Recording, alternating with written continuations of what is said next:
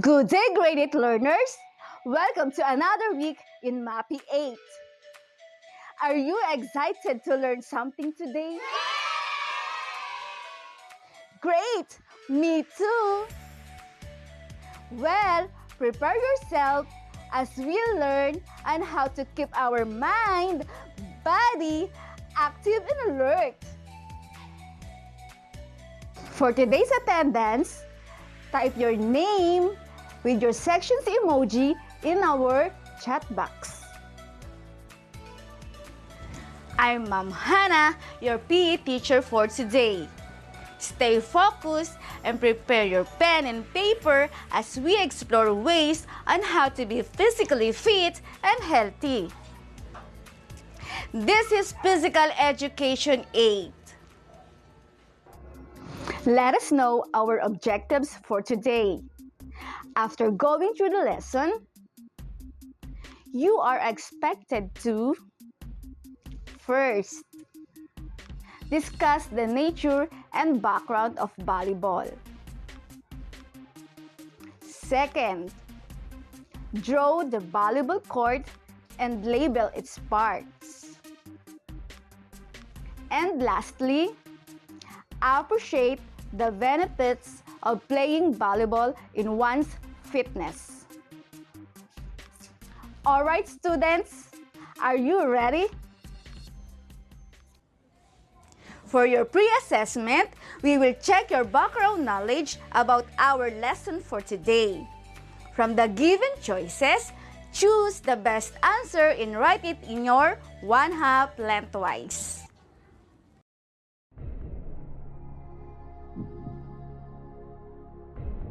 Number 1. He invented the game volleyball. A. Alfred Harsted. B. Elwood S. Brown. C. James Naismith. D. William G. Morgan. If your answer is letter D, William G. Morgan, you are correct. Number 2. Volleyball is also referred as A. Badminton. B. Handball. C. Mintonette. And D. Tennis ball. If your answer is letter C, Mintonette, correct. Number 3. The time volleyball was invented. A. 1895. B. 1900. C. 1910. And D. 1995. If your answer is letter A. 1895, very good. Let's proceed to number 4.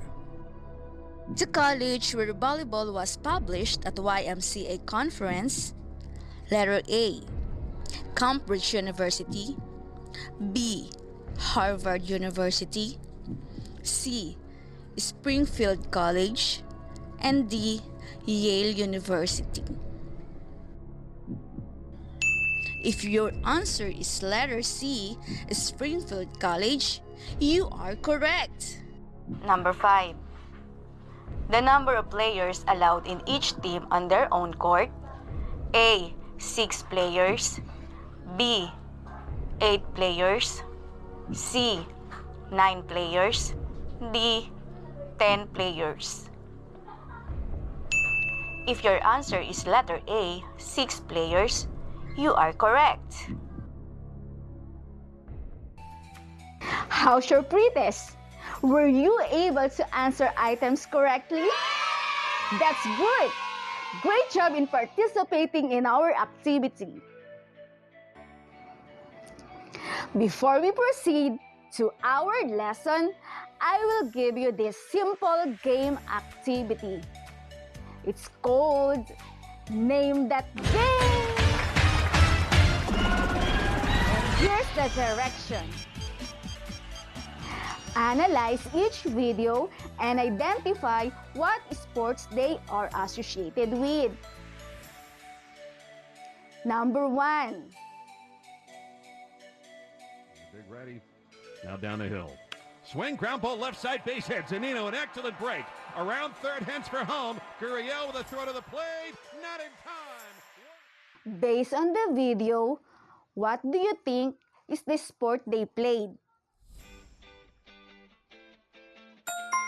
Yes, correct! Baseball. For number 2.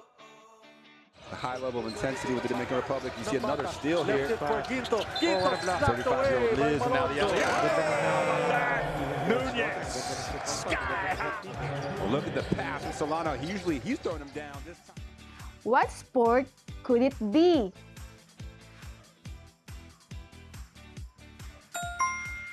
Very good. Basketball. Number 3. All out. And he's doing a good job here tonight. Manny Ott has some space looking for Avi Patino. Gets control. Gets away from the defender. Goes for a shot. Oh! 8 seconds there for the rebound. And we have a goal for the Philippines. Misak, right place, right time. 1 goal for the Philippines. Here's that touch. Great ball in. Great first touch. Turns. Shot. Misak, right place, right time. Puts in the rebound. Good job.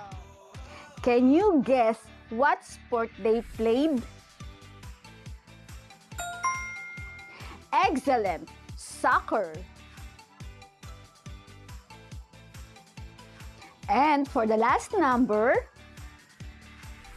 Even before the start of the opening ceremonies, I could hear some screaming, 7 high definition, and all over the world on the Filipino channel. Another service is here. what sport could it be? Very good! Volleyball. What do you observe in these videos?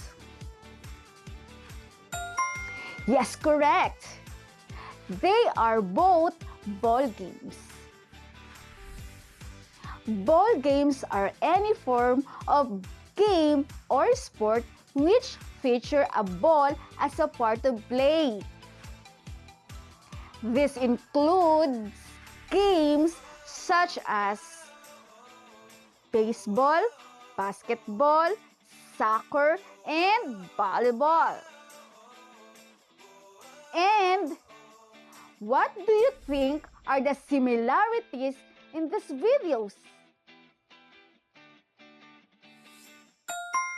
Team sports. Excellent! They are all team sports.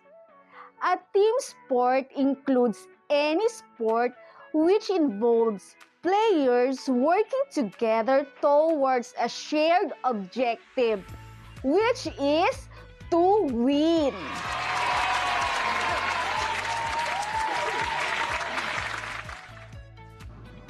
Let's go to another activity. It's called 4 Picks, 1 Word. You're going to guess what specific word fits the 4 pictures presented on your screen. What is shown in the first picture? Correct! A dry fit shirt or a uniform. How about and the second picture? Excellent! There are a group of people making a high five, and they could be classified as a team. Let's look on the next picture. What is it? Very good, a knee pad. And are you familiar with the last picture? How did you know her? Is she famous? And can you identify which sport she is known for? Yes, you got it right. She is considered as one of the best players in the Philippines today. She is Eliza Valdez. She became popular nationwide when she started to play volleyball for the Ateneo Lady Eagles. Valdez is one of the most followed volleyballs in social media, thus making her one of the sought-after endorsers of sports products, gears, and drinks. She is a proud Pinay volleyball player and a multi-awarded athlete. Now, can you guess a word that represents these pictures? Very good. Volleyball. Volleyball is a team sport played with a net and a ball. It is played by two teams of 6 players on a court.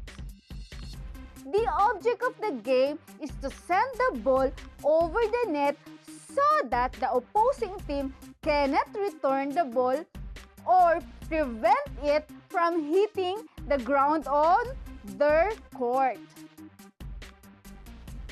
Are you interested to know further about volleyball? Then you are in the right place, because I will be your guide to one of the most popular sports in the world. Let's go! In this video, we will look back at the full history and full evolution of volleyball.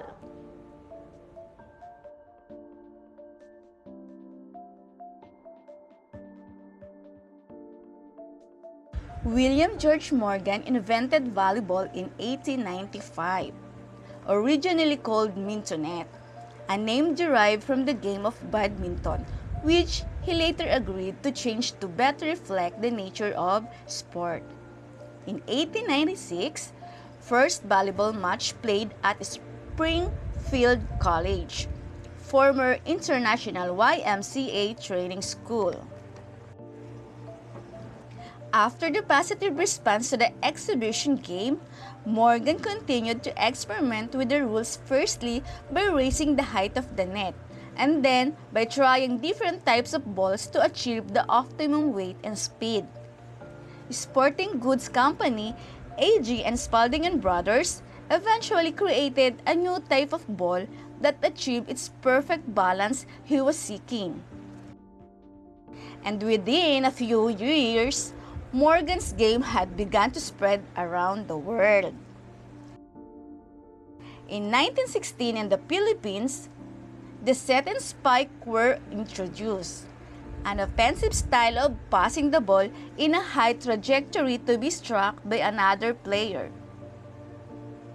In 1917, the game was changed from requiring 21 points to win a smaller 15 points to win. In 1919, about 1,600 volleyballs were distributed by the American Expeditionary Forces to their troops and allies, which sparked the growth of volleyball in new countries. In 1920, there are unconfirmed men's teams playing on the beach in Hawaii, but most accounts place the sport's origin in Santa Monica, California, where the first volleyball courts are put on the beach at the playground. In 1922, the first YMCA National Championships were held in Brooklyn, New York. 27 teams from 11 states were represented. It became clear that tournaments and rules were needed. The United States Volleyball Association, or USVA, now USA Volleyball, was formed in 1928. The first US Open was staged as the field was open to non-YMCA squads. In 1934, there was approved and recognition of national volleyball referees. The first referee is the official in charge. If they feel it's necessary to do so, the referee has the authority to overrule any other officials. In the late 1940s, some of the European national federations began to address the issue of creating an international governing body for the sport of volleyball. Initial discussions eventually led to the installation of a constitutive Congress in 1947. April 1947, the Fédération Internationale de Volleyball, or the FIVB, was founded in France.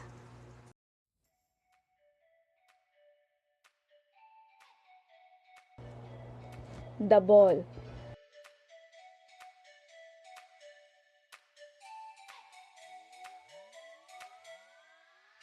The ball is a spherical shape of a flexible leather or synthetic leather with a butter inside, made of rubber or similar material.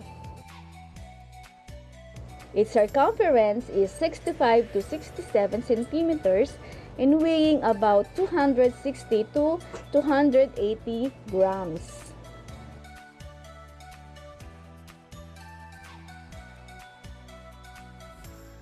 The net and the post.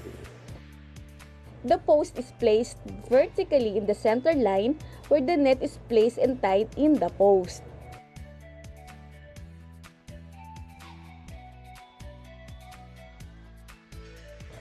The height of the net on its top is 2.4 meters for men and 2.24 meters for women. Two antennae or rods are attached to the net above the sidelines.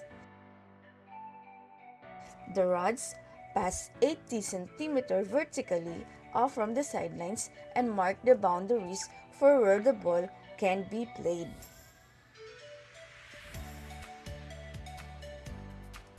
Volleyball court dimension. It is measured 18 meters long and 9 meters wide. It is divided into two sides by a center line. 3 meters from the center line is called the front zone. 6 meters from front zone to the end line is called the back zone. 9 meters from the end line outside the playing court is the service zone. 6 meters from the sideline outside the playing court is the free zone. 1.75 meters from the sideline of each front zone is the sub-zone. The space beside the sub-zone is the libero replacement zone. Outside the free zone are the score table and the team bench for each team. Penalty area is located 1 meters at the back of each team bench with at least 1 by 1 meter. Warm-up area is measured 3 by 3 meters and is located proportion towards the end of the free zone.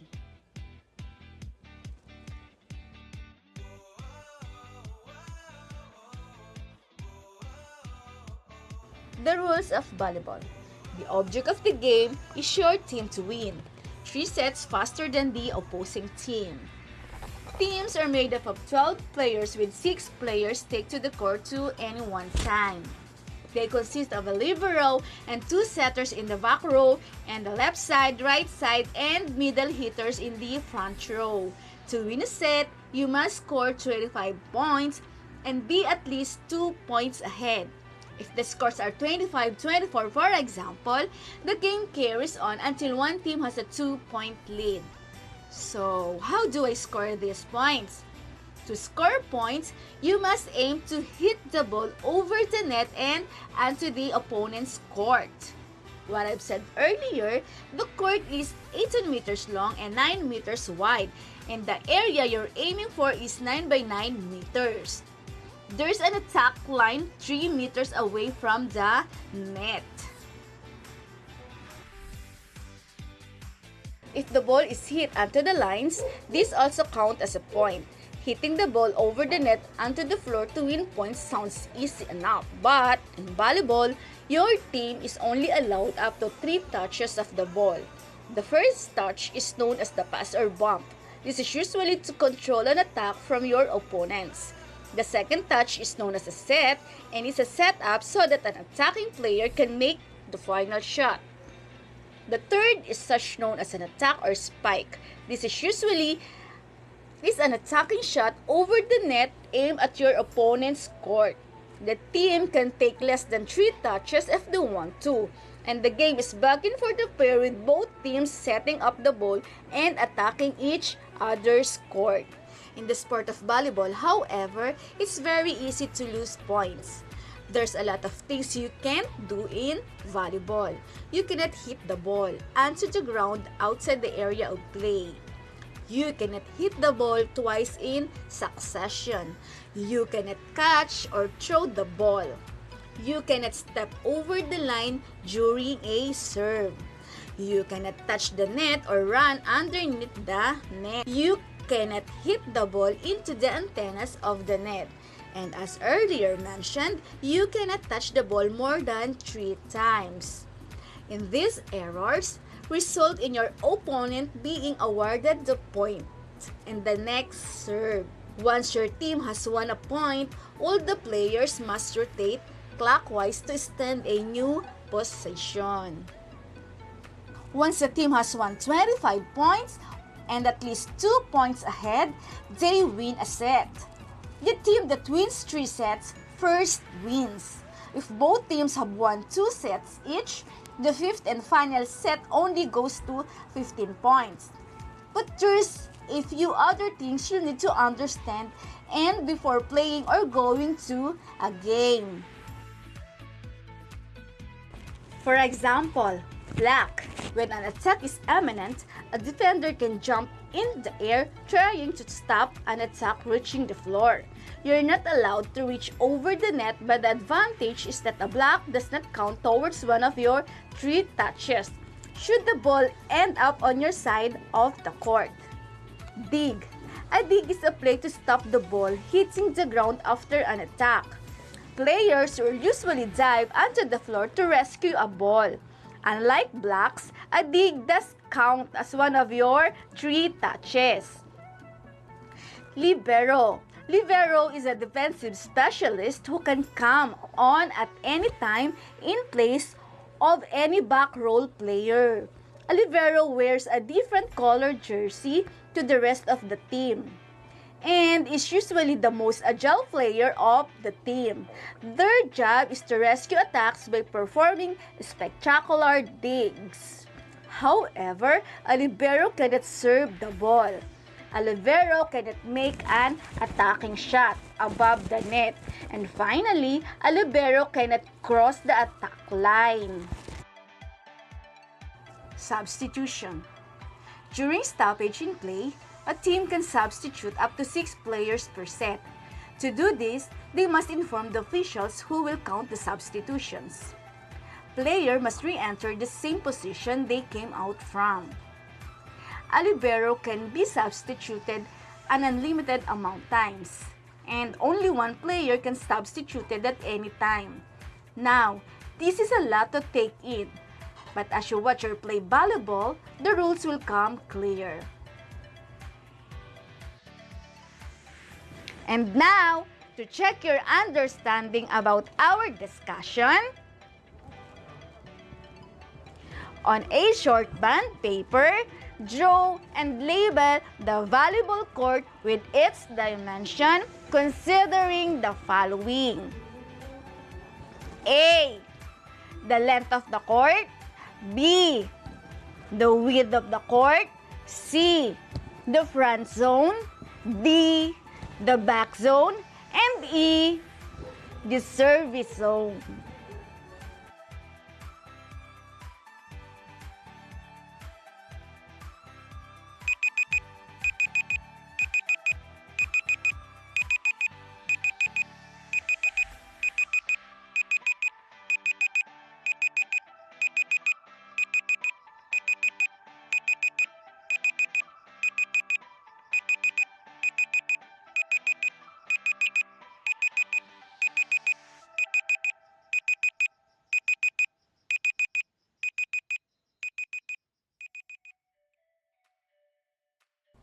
And now, let us test what you have already know about our topic.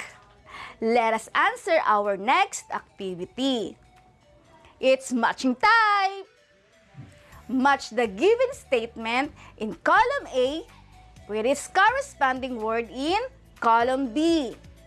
Write the letter of your answer in your 1/2 lengthwise.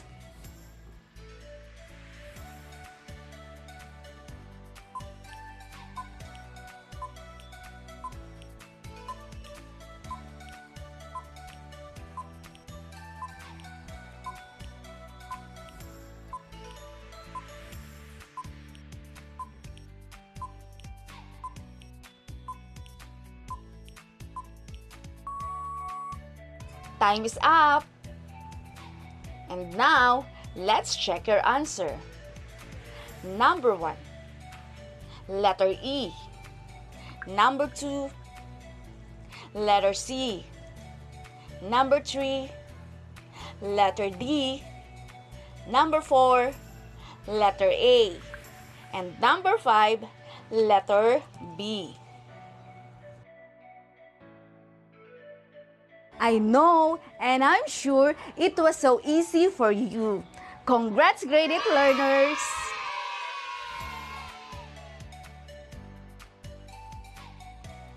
Okay, class. Why do you like playing volleyball?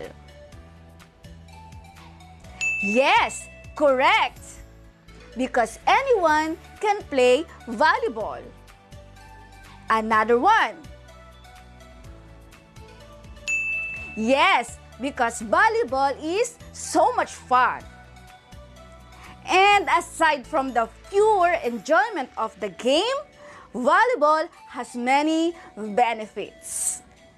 And what do you think are the benefits of playing volleyball? Yes, it burns fat and calories. What else? Very good. It builds coordination, balance, and speed. It also builds and tones muscles.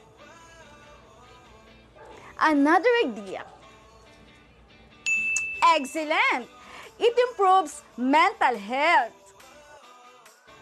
And last but not least, volleyball teaches teamwork and communication, and is a great social activity.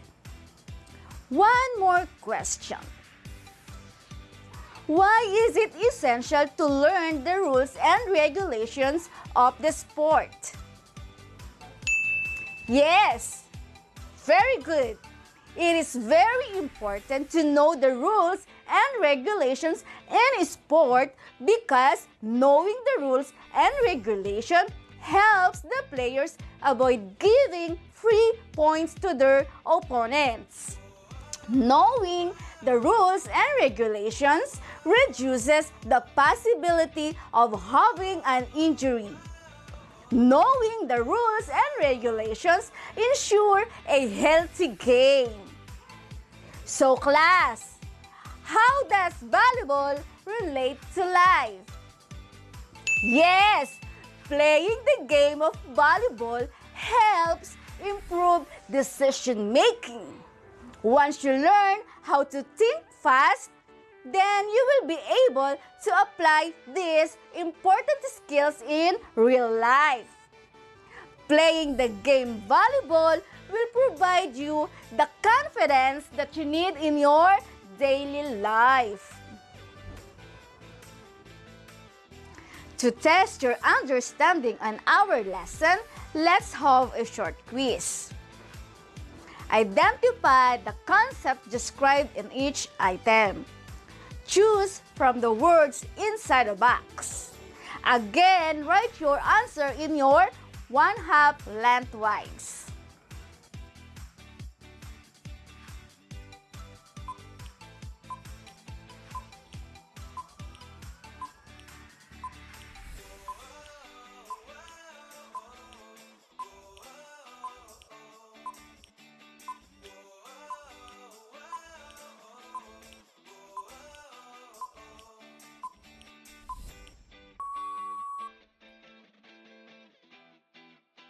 For your assignment,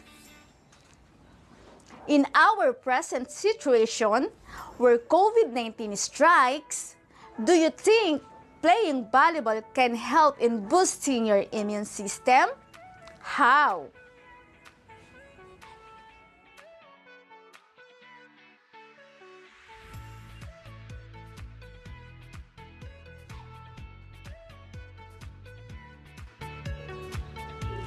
Thank you, grade 8 learners. That's all for today. Always remember that there may be people that have more talent than you do. But there's no excuse for anyone to work harder than you do. Aim high, dream high, silangan yan!